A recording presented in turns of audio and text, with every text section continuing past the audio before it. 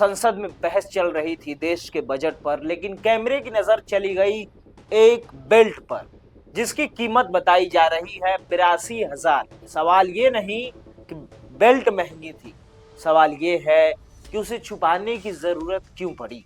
नमस्कार, मैं प्रकाश सिंह और नेक्स्ट जन ब्रॉडकास्ट के इस वीडियो में हम जानेंगे संसद में अनुराग ठाकुर की बेल्ट पर विवाद कैसे शुरू हुआ, 82,000 की बेल्ट पर विपक्ष क्यों भड़क गया, लोकल फॉर वोकल बनाम विदेशी ब्रांड की बहस क्या है, और सबसे बड़ा सवाल, क्या ये मुद्दा वाकई बड़ा है या सिर्फ राजनीतिक शोर।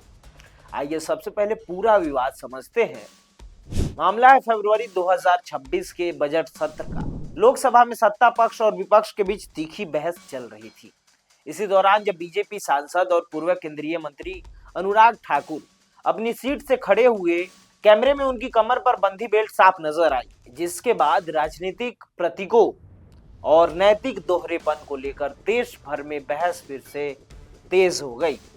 इस बेल्ट पर दिख रहा था एक मशहूर फ्रांसीसी लग्जरी ब्रांड लुइस विटन का लोगो, और विवाद यहीं से क्यों शुरू हुआ आइए जानते हैं। वीडियो में साफ दिखा कि जैसे ही कैमरे की नजर बेल्ट पर पड़ी, अनुराग ठाकुर ने उसे जैकेट से ढकने की कोशिश की।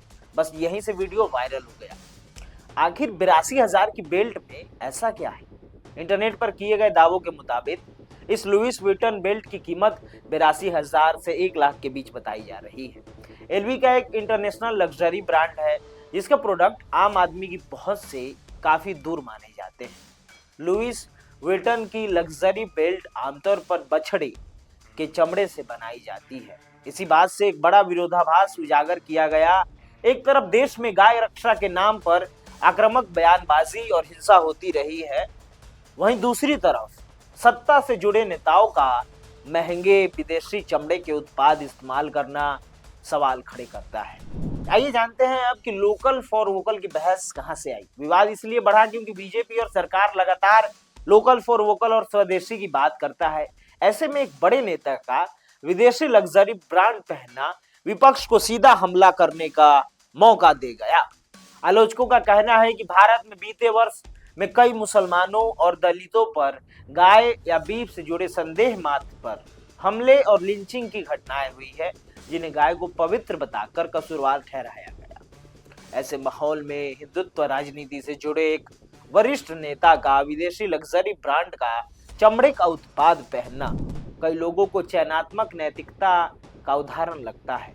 जहां कुछ लोगों के लिए हिंसा को जायज ठहराया जाता है, लेकिन उसी जानवर से बने लग्जरी उत्पाद सत्ता और ताकतवर वर्ग के लिए स्वीकार्य है।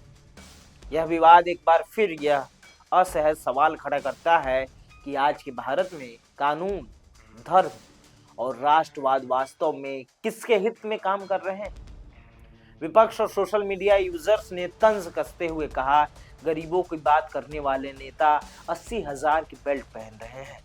आलोचकों का यह भी कहना है कि जो नेता सार्वजनिक मंचों से विदेशी संस्कृति और उत्पादों के बहिष्कार की बात करते हैं, उनका खुद का निजी चुनाव पूरी तरह से अंतरराष्ट्रीय ब्रांड्स पर आधारित है।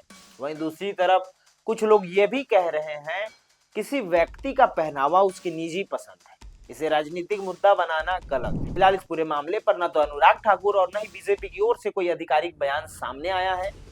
सवाल आज बेल्ट का नहीं है, सवाल है दिखावे और दावे के फर्क का।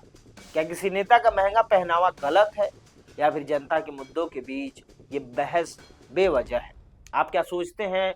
यह मुद्दा सही है या सिर्फ सोशल मीडिया का शोर? इसके बारे में कमेंट सेक्शन में अवश्य बताएं। जुड़े रहे नेक्स्ट जन ब्रॉडकास्ट के साथ। धन्यवाद।